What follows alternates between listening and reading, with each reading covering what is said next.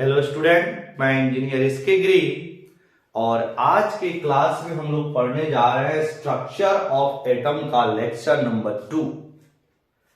तो जो पहली वाली लेक्चर जो स्टूडेंट नहीं देखे हैं पहले उनको देख ले, क्योंकि उस लेक्चर में हमने रदरफोर्ड अल्फा स्कैटरिंग एक्सपेरिमेंट के बारे में वहां पढ़ाया था। उसके बाद थॉमसन मॉडल का भी वहां पे हमने डिस्कस किया था। आज के लेक्चर में रदरफोर्ड अल्फा स्कैटरिंग एक्सपेरिमेंट का जो बचा हुआ टॉपिक है उसको डिस्कस करेंगे। क्लियर? तो इस वीडियो को देखने से पहले आप पहले वाली वीडियो को जरूर देखें ताकि ये वीडियो आपको अच्छे से समझ में आए, है कि नहीं? तो पहले वाली वीडियो को देखना जरूरी है, क्योंकि हम लोग रदरफोर्ड अल्फा स्कैटरिंग एक्सपेरिमेंट के बारे में उस वीडियो में हमने काफी विस्तार रूप से डिस्कस किया था और उसकी जो बची हुई टॉपिक है इस वीडियो में हम लोग पढ़ने जा रहे हैं। क्लियर? तो इस वीडियो का स्टार्टिंग हम लोग करते हैं डिस्टेंस ऑफ क्लोजेस्ट अप्रोच से।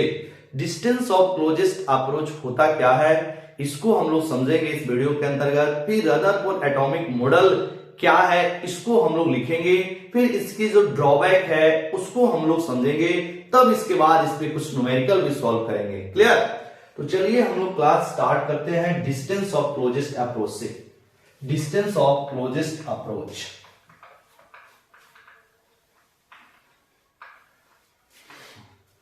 वीडियो की शुरुआत करते हैं डिस्टेंस ऑफ क्लोजेस्ट अप्रोच से। डिस्टेंस ऑफ क्लोजेस्ट अप्रोच, सबसे पहले इसका मीनिंग समझते हैं। डिस्टेंस ऑफ क्लोजेस्ट अप्रोच है क्या?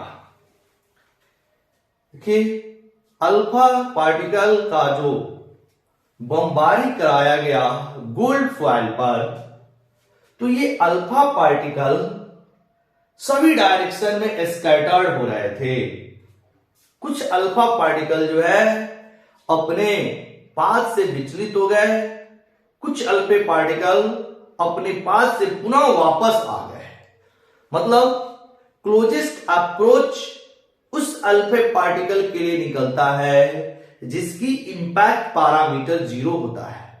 मतलब उसकी स्कैटरिंग एंगल 180 डिग्री होता है। उसी अल्फा पार्टिकल के लिए हम लोग डिस्टेंस ऑफ क्लोजेस्ट अप्रोच निकालते हैं। सपोज ये आपका यहां पर न्यूक्लियस है और यहां से अल्फा पार्टिकल का बमबारी किया जा रहा है, तो हमें पता है अल्फा पार्टिकल पॉजिटिवली चार्ज है और न्यूक्लियस भी पॉजिटिव चार्ज होता है। अगर ये मान लीजिए ऐसा एटम जिसकी एटॉमिक नंबर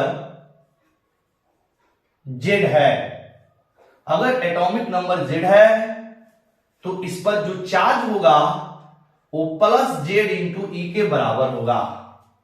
अगर इस एटम का एटॉमिक नंबर Z है तो इसकी ये जो न्यूक्लियस है, इस न्यूक्लियस पे जो चार्ज होगा वह Z इंटू E के बराबर होगा। अब ये आपका इंपैक्ट पैरामीटर 0 वाले अल्फा पार्टिकल है, मतलब इसकी स्कैटरिंग एंगल 180 डिग्री है। स्कैटरिंग एंगल 180 डिग्री और इंपैक्ट पैरामीटर 0, ये वो वाले अल्फा पार्टिकल है। तो ये न्यूक्लियस के कितने नजदीक जा रहे हैं, मतलब न्यूक्लियस और अल्फा पार्टिकल के बीच की जो मिनिमम डिस्टेंस है वह कितनी है, उसी को बोलते हैं डिस्टेंस ऑफ क्लोजेस्ट अप्रोच। क्योंकि इस दोनों में रिपल्सन होगा। जैसे मान लीजिए ऐसे अल्फा पार्टिकल जा रहा है तो ये न्यूक्लियस के कितने नजदीक तक जाएगा, इसी को बोलते हैं डिस्टेंस ऑफ क्लोजेस्ट अप्रोच। मतलब न्यूक्लियस और अल्फा पार्टिकल के बीच की जो मिनिमम डिस्टेंस होगी इसी को हम लोग बोलते हैं डिस्टेंस ऑफ क्लोजेस्ट अप्रोच। इसको R0 से रिप्रेजेंट करते हैं, क्योंकि इस दोनों के बीच में तो रिपल्सन हो रहा होगा, तो ये कितनी इसके नजदीक जाएगा इसी को हम लोग को निकालना है। तो ये निकालेंगे कैसे, अब यहां समझते हैं। सपोज यहां जो अल्फा पार्टिकल मूव कर रहा है उसकी काइनेटिक एनर्जी K है, यहां पे लिखा let kinetic energy of alpha particle B, let kinetic energy of alpha particle B के। मतलब हमने मान लिया कि जो अल्फा पार्टिकल न्यूक्लियस की ओर जा रहा है उसकी काइनेटिक एनर्जी के है। अब जैसे जैसे ये अल्फा पार्टिकल न्यूक्लियस की ओर जाएगा अपनी काइनेटिक एनर्जी को लूज करेगा, इसकी वेलोसिटी धीरे धीरे कम हो रही होगी, अपनी काइनेटिक एनर्जी लूज कर रहा होगा और ये जो काइनेटिक एनर्जी है वह पोटेंशियल एनर्जी में कन्वर्ट हो रहा होगा। मतलब काइनेटिक एनर्जी घट रहा होगा और पोटेंशियल एनर्जी की वैल्यू बढ़ रहा होगा। जैसे घटते घटते घटते घटते यहां पर इसकी वेलोसिटी जीरो हो गई, मतलब काइनेटिक एनर्जी का मान जीरो हो गया। अब ये सारी काइनेटिक एनर्जी पोटेंशियल एनर्जी के अंदर स्टोर हो जाएगा। मतलब अल्फा पार्टिकल और जो आपका न्यूक्लियस है उसके बीच की पोटेंशियल एनर्जी में स्टोर जाके ये पूरी काइनेटिक एनर्जी हो जाएगा। तो सबसे पहले हम लोग अल्फा पार्टिकल और इसका न्यूक्लियस के बीच की पोटेंशियल एनर्जी जरा निकालते हैं, कितना आ रहा है यहां पर लिखेंगे। Now potential energy of alpha particle and nucleus is, अगर हम लोग इसको यू लिखे, पोटेंशियल एनर्जी अल्फा पार्टिकल और न्यूक्लियस के बीच का, तो किस फॉर्मूला से क्या आ जाएगा, U is equal to 1/4 pi epsilon 0 Q1 Q2 by R। Q1 मान लीजिए अल्फा पार्टिकल का चार्ज, अल्फा पार्टिकल का चार्ज हम लोग को पता है 2 into E होता है। यहां आप लिख सकते हैं charge on alpha particle, charge on alpha particle is equal to 2 into E होता है। और Q1 ये हो गया, Q2 हो जाएगा न्यूक्लियस की चार्ज, तो ये हो जाएगा Z into E divided by R। R जो होगा वही distance of closest approach R0 के बराबर हो जाएगा। तो इसको अगर हम लोग सॉल्व करेंगे तो 1/4 pi epsilon 0 2 into Z into E square divided by R0। अब यही आपका पोटेंशियल एनर्जी जो है वो काइनेटिक एनर्जी के बराबर हो जाएगा। जब काइनेटिक एनर्जी की जो वैल्यू है वो कंप्लीट रूप से जीरो होगा और ये सारी एनर्जी किसके, पोटेंशियल एनर्जी के बराबर हो जाएगा। मतलब काइनेटिक एनर्जी की मान घट रहा होगा, पोटेंशियल एनर्जी का मान बढ़ रहा होगा। ये अल्फा पार्टिकल जैसे जैसे जाएगा इसकी वेलोसिटी क्या होगी, घटेगी, घट के जीरो हो जाएगी, काइनेटिक एनर्जी जीरो हो जाएगा। आर का मान लीजिए क्लोजेस्ट अप्रोच आर का मान धीरे धीरे घट रहा है, घटते घटते घटते घटते ये R0 का वैल्यू मिनिमम हो गई, पोटेंशियल एनर्जी की वैल्यू मैक्सिमम हो जाएगा और मैक्सिमम की वैल्यू कितनी होगी 1/4 pi epsilon 0 2ZD square divided by R0 square के बराबर। क्लियर।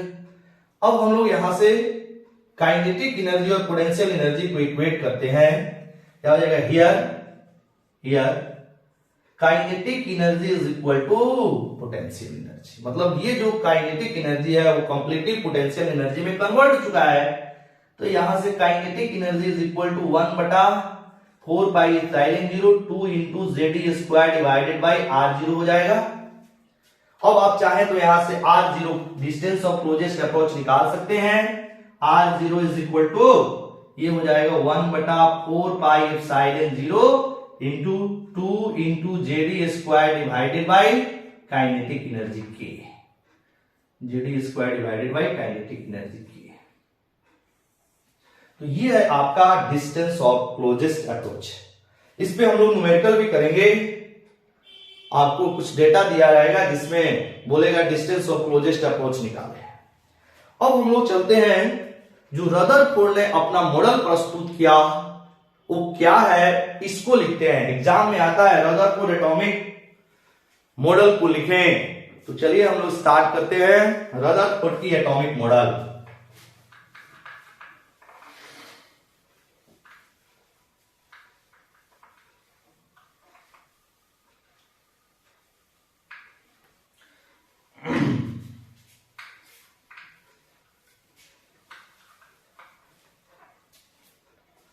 लिखते हैं Rutherford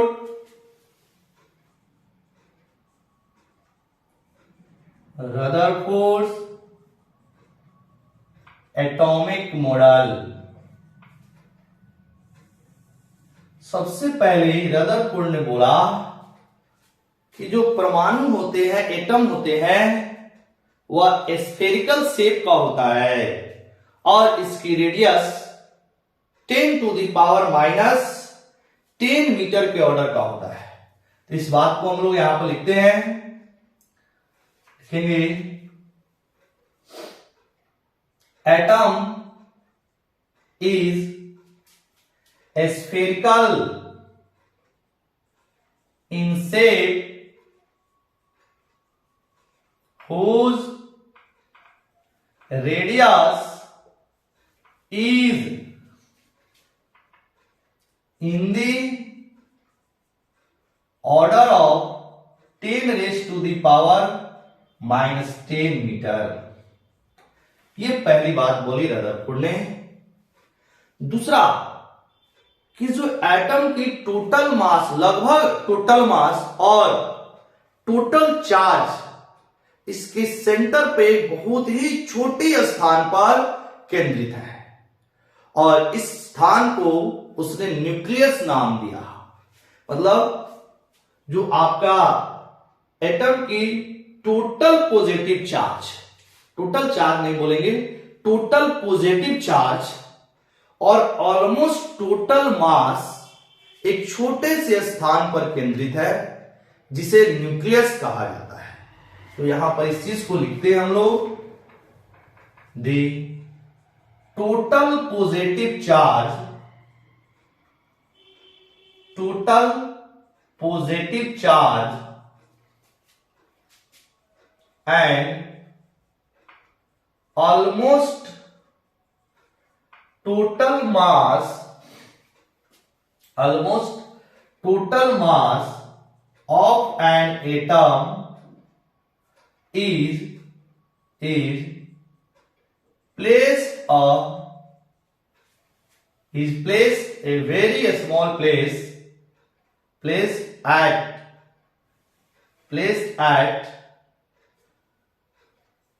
a very a small place which is known as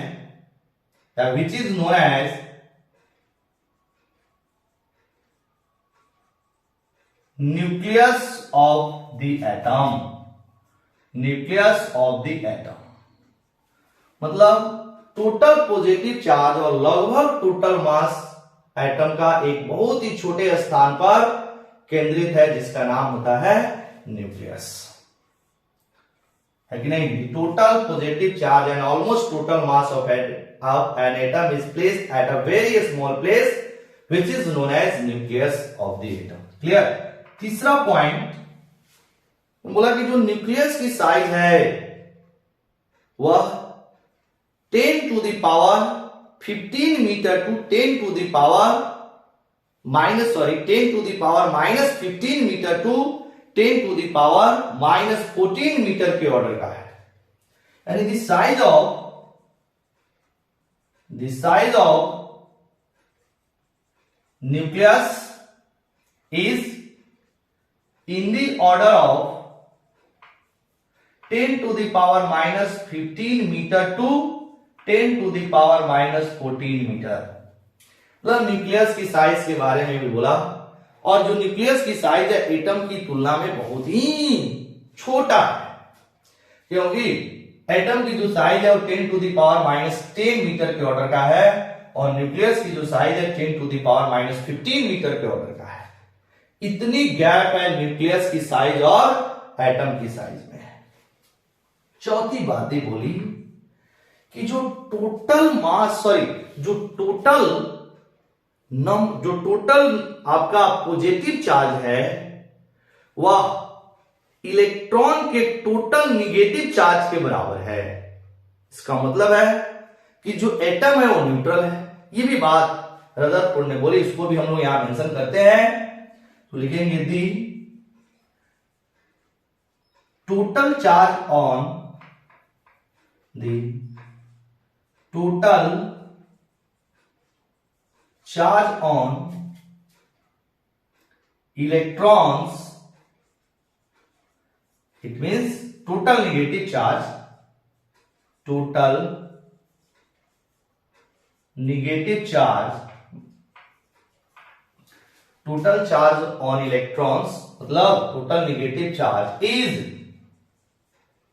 equal to total positive charge of the atom, that is atom is neutral, atom क्या है, neutral है। Number 5, अब देखिए number 5 में क्या हो गया कि जो इलेक्ट्रॉन है वो न्यूक्लियस के चारों ओर सर्कुलर पाथ पर रिवॉल्व करता है, जैसे कि सूर्य के चारों ओर सभी प्लैनेट रिवॉल्व करते हैं। इसीलिए इस मॉडल का दूसरा नाम होता है सोलर मॉडल। चलिए आप इस चीज को भी हम लोग जिक्र करते हैं। The electrons are revolves around the nucleus.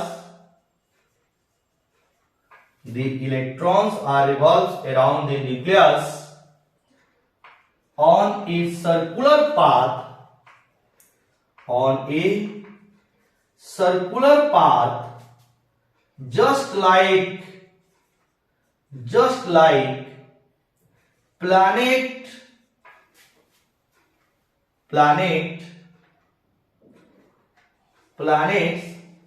revolve around the sun,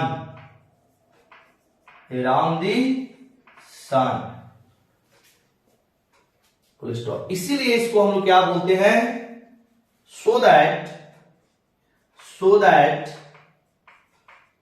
this model is also known as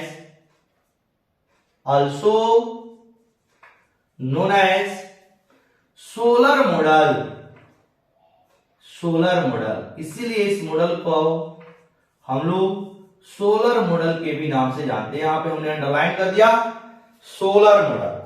अब मान लीजिए एग्जाम में आता है कि सोलर मॉडल क्या है, तो वहां कंफ्यूज नहीं है होना है, मतलब वो रदरफोर्ड एटॉमिक मॉडल के बारे में ही पूछ रहा है, क्योंकि रदरफोर्ड एटॉमिक मॉडल को हम लोग सोलर मॉडल के भी नाम से जानते हैं। क्लियर? तो ये था रदरफोर्ड एटॉमिक मॉडल। अब ये रदरफोर्ड एटॉमिक मॉडल भी 100% करेक्ट नहीं था, इसमें कुछ त्रुटियां थी। तो चलिए अब हम लोग स्टार्ट करते हैं, इनकी ड्रॉबैक क्या थी, रदरफोर्ड एटॉमिक मॉडल के ड्रॉबैक। इसको आप पॉज करके नोट कर लेंगे, इसको पॉज करके आप लोग इसको नोट कीजिए। अब हम लोग आगे बढ़ते हैं, इसकी ड्रॉबैक पढ़ते हैं कि रदरफोर्ड एटॉमिक मॉडल की ड्रॉबैक क्या थी।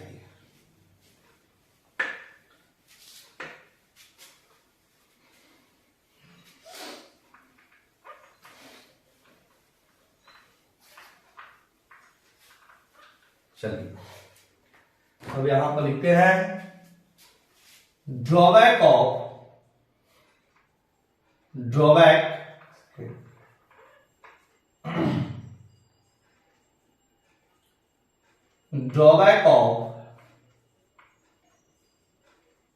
Rutherford atomic model.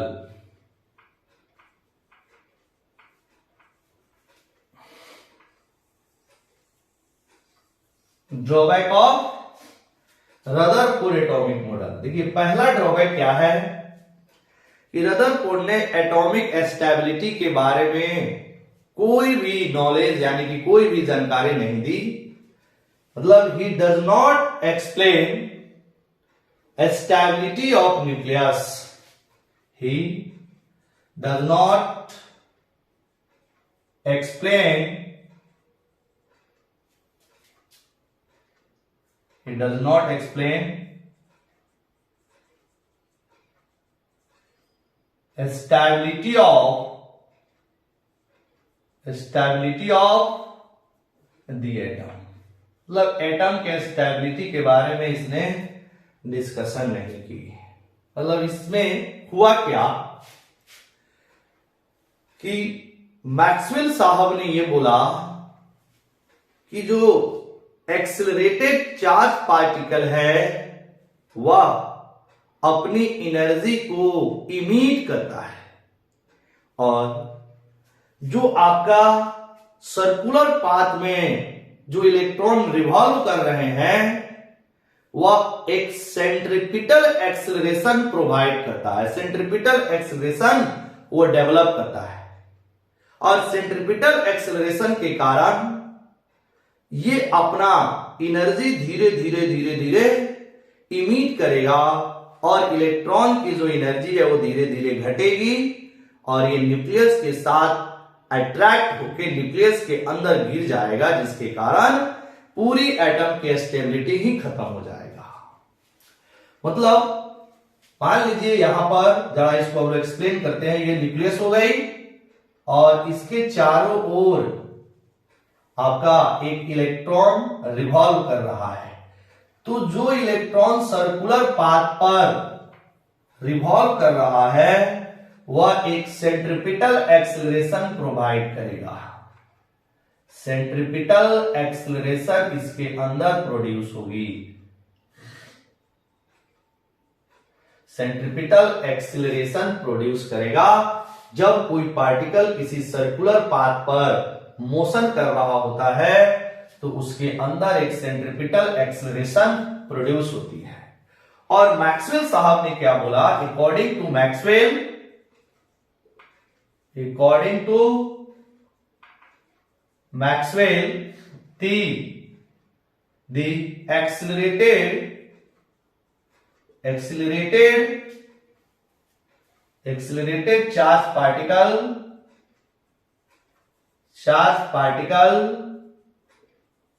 emit radiation that means energy। मतलब ये आपके मैक्सवेल ने बोला कि भाई जो एक्सेलरेटेड चार्ज पार्टिकल है वह रेडिएशन इमिट करेगा, और अगर कोई पार्टिकल किसी सर्कुलर पाथ पर मोशन कर रहा है तो वह सेंट्रीपिटल एक्सेलरेशन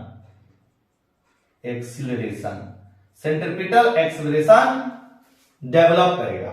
और इलेक्ट्रॉन जो है वो चार्ज पार्टिकल है, तो चार्ज पार्टिकल जब सर्कुलर पाथ पर मोशन करेगा सेंट्रीपिटल एक्सेलरेशन के कारण वह एक रेडिएशन प्रोड्यूस करेगा, रेडिएशन इमिट करेगा, दैट मींस एनर्जी इमिट करेगा।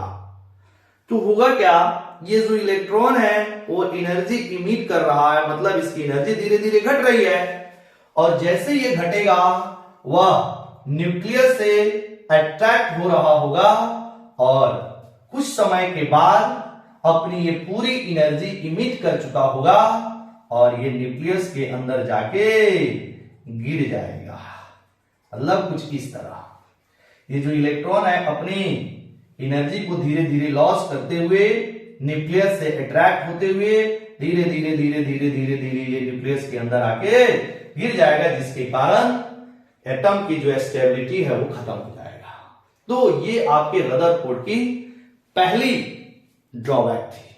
दूसरी ड्रॉबैक, इन्होंने डिस्क्रीट स्पेक्ट्रम के बारे में कोई डिस्कशन नहीं किया। मतलब he does not explain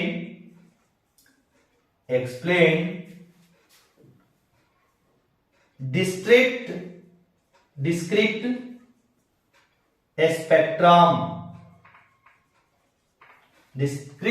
spectrum. मतलब रदरफोर्ड के अनुसार कि जो आपके इलेक्ट्रॉन है वह सर्कुलर पाथ पर रिवॉल्व कर रहा है न्यूक्लियस के चारों ओर। तो इससे क्या होगा कि जो इलेक्ट्रॉन रिवॉल्व कर रहा है वह एनर्जी इमिट करेगा, और इस एनर्जी के कारण जो वेवलेंथ प्रोड्यूस होगा वो सभी प्रकार के वेवलेंथ आने चाहिए।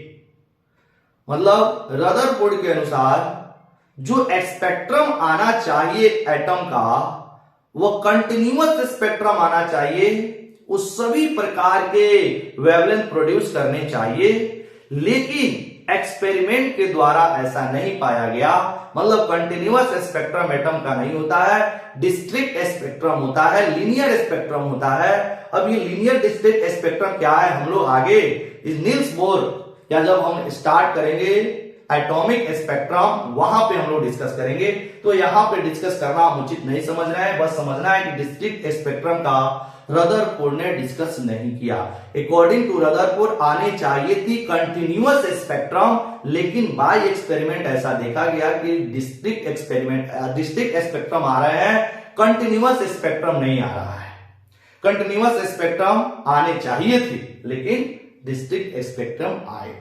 अब इसको आगे चल के हम लोग डिस्कस करेंगे डिस्क्रीट स्पेक्ट्रम के बारे में। तो ये आपका दूसरा ड्रॉबैक है जिससे रदरफोर्ड एटॉमिक मॉडल फेल्योर होने का कारण बनता है। अब इसकी जो ड्रॉबैक है इसको नील्स बोर ने सुधारा है। तो नील्स बोर एटॉमिक मॉडल हम लोग अगले वीडियो में नील्स बोर एटॉमिक मॉडल के बारे में पढ़ेंगे। तो चलिए आज अब हम लोग स्टार्ट करते हैं। इस पे कुछ न्यूमेरिकल है जिसपे हमने अभी डिस्टेंस ऑफ क्लोजेस्ट अप्रोच दिया है। पहले लेक्चर में number of scattered alpha particle के बारे में बताया था, उस पर बेस्ड हम लोग क्वेश्चन करते हैं। आप जरूर पहला वाला वीडियो देखेंगे तब जाके ये आपको और अच्छा से समझ में आएगा, है कि नहीं। चलिए क्वेश्चन नंबर स्टार्ट करते हैं पहली क्वेश्चन से। क्वेश्चन नंबर 1,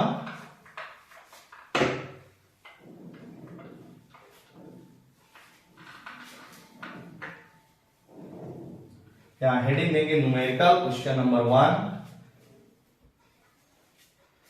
हेडिंग लगा रहे हैं न्यूमेरिकल। पहला क्वेश्चन दिया हुआ है number of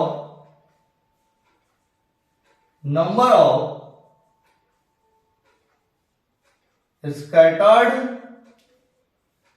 alpha particle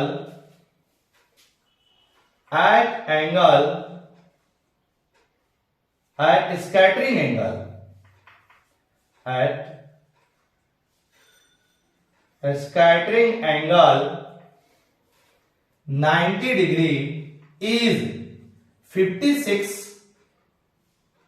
per minute. Full stop. Find the number of scattered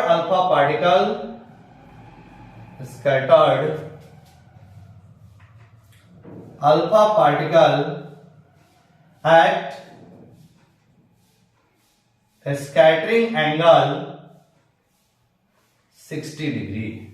मतलब अगर 90 डिग्री स्कैटरिंग एंगल है तो उस पे नंबर ऑफ अल्फा पार्टिकल दिया है 56 पर मिनट। मतलब एक मिनट में 56 अल्फा पार्टिकल स्कैटर्ड हो रहे हैं।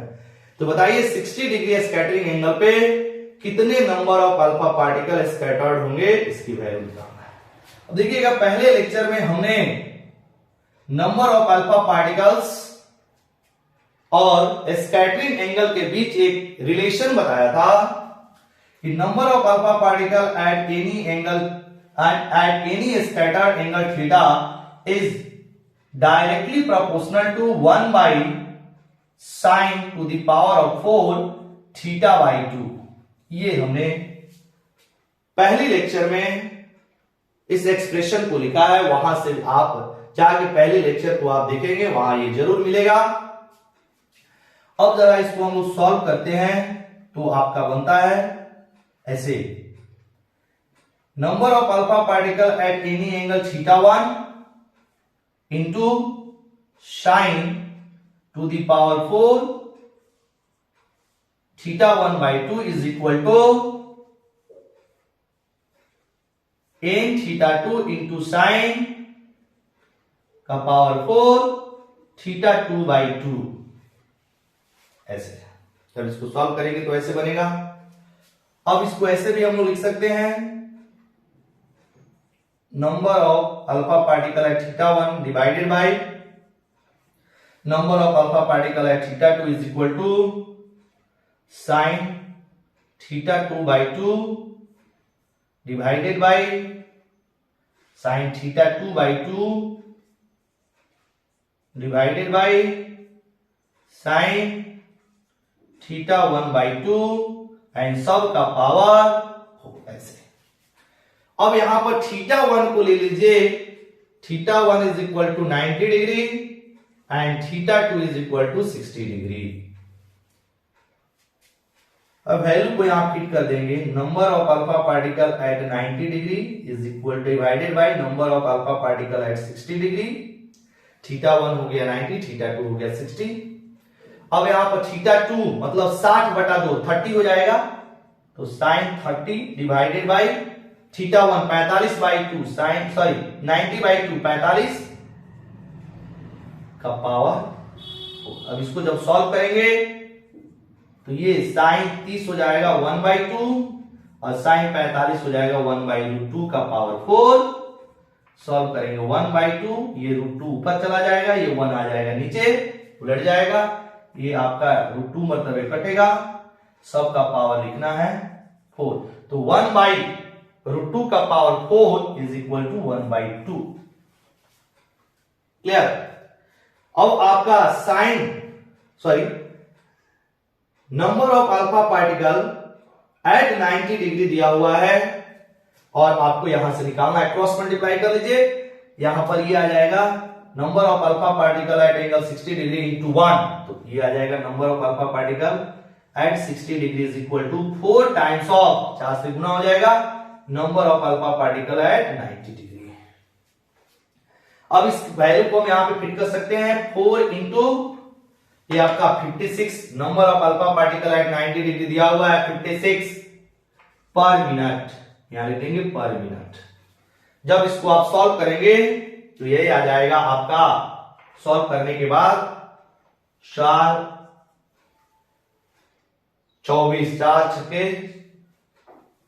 24 हो जाएगा, 4 × 5 20 × 2 22 224 पर मिनट, 224 अल्फा पार्टिकल पर मिनट किस एंगल पे आएगा, तो ये आ जाएगा 60 डिग्री के स्कैटर्ड एंगल पर जो नंबर ऑफ अल्फा पार्टिकल्स होंगे वो 224 पर मिनट होंगे।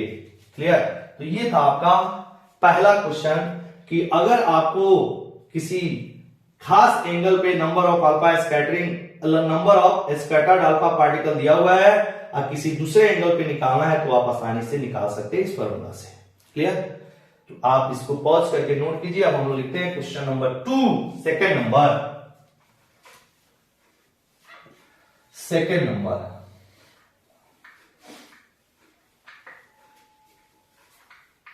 2।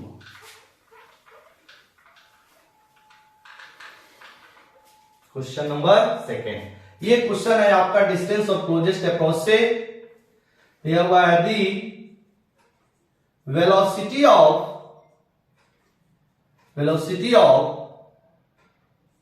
Alpha particle which is moving towards the nucleus of an atom,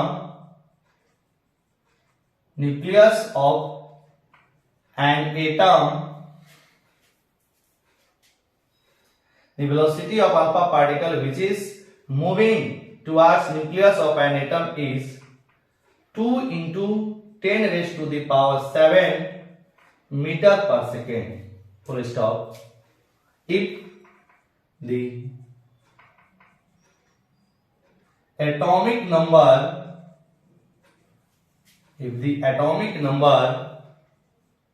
of an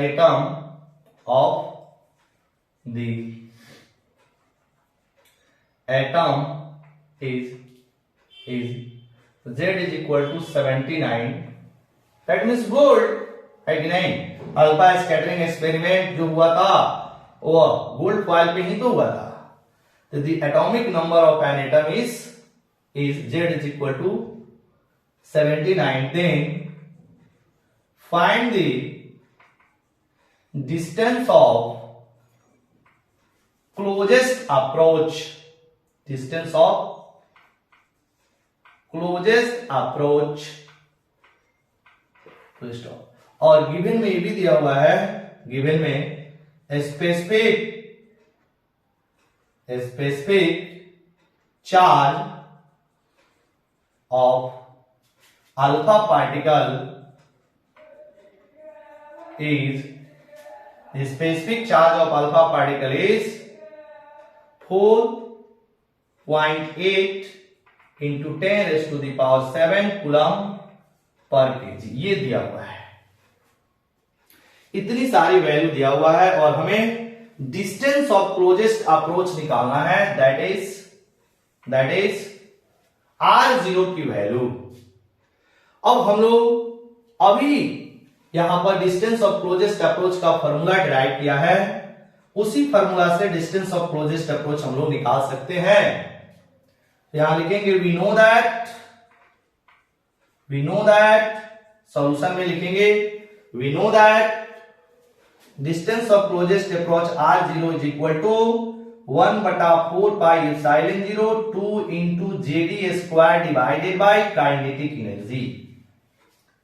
अब काइनेटिक एनर्जी को लिख दीजिए in the form of m और v।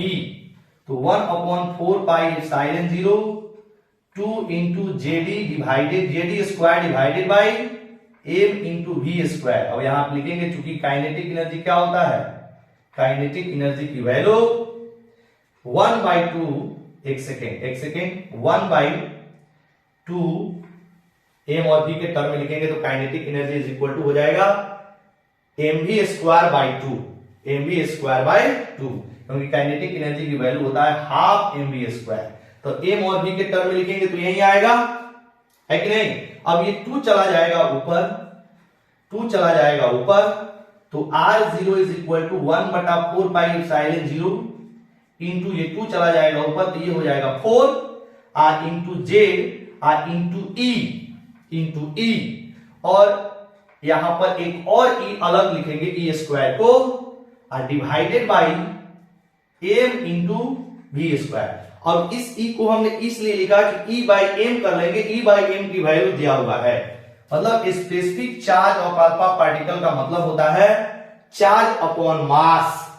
स्पेसिफिक चार्ज का मतलब होता है चार्ज अपॉन मास। तो ई बाई एम को हम एक जगह लिखेंगे, यहां पर R0 इज इक्वल टू 4 से 4 काटेंगे नहीं, क्योंकि इसकी एक मान आ जाएगा 1/4 पाई एप्सिलॉन 0 की कांस्टेंट वैल्यू आ जाएगी। 1/4 पाई एप्सिलॉन गुना into 4 into Z into E बटा v square into E by M. ऐसे ई और एम को इकट्ठा कर दिया एक जगह, यहां पर जेड हो गया, यहां पर ई हो गया, यहां पर वी स्क्वायर हो गया। अब सारी वैल्यू हम लोग को पता है, यहां पे रख सकते हैं।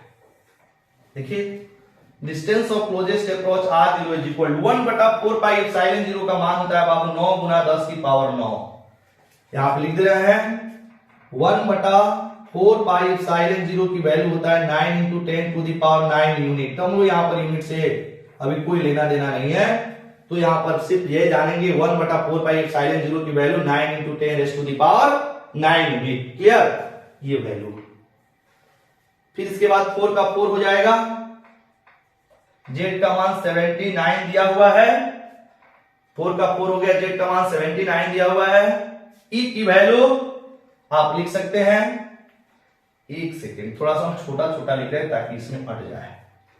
R0 is equal to, this implies R0 is equal to 9 into 10 raise to the power 9, ये हो जाएगा 1/4 पाई एप्सिलॉन 0। फिर ये होगा 4 हो जाएगा। जेड का मान क्वेश्चन में दिया हुआ है 79, देखिए यहां जेड का मान क्वेश्चन में दिया है 79। ई की वैल्यू, ई मतलब charge 1.6 into 10 raise to the power -19 coulomb. उसके बाद E by M 4.8 into 10 raise to the power 7। E by M मतलब specific charge of alpha particle, E by M इसे बोलते हैं। और डिवाइडेड बाई नीचे है वी स्क्वायर मतलब 2 गुना 10 की पावर 7, फिर 2 गुना 10 की पावर 7, वी स्क्वायर है तो 2 गुना 10 की पावर 7, 2 गुना 10 की पावर 7 2 बार लिखेंगे। अब देखना ये 2 0 ये 2 0 से ये 4 कट जाएगा। अब आपका बच गया R0। 10 की पावर एगो 7 से देखो 10 की पावर एगो 7 भी कट रहा है। यहां पर 9 हो जाएगा, 9 ये हो जाएगा आपका 79 और फिर ये हो जाएगा 1.6 इंटू 4.8। ठीक है। 10 की पावर यहां पर +9, 10 की पावर -19 ये हो जाएगा 10 की पावर माइनस कितना जी -10 और ये 10 की पावर +7 ऊपर जाएगा तो ये हो जाएगा 10 की पावर -7। अब इसको सॉल्व कर सकते हैं। This implies R0 is equal to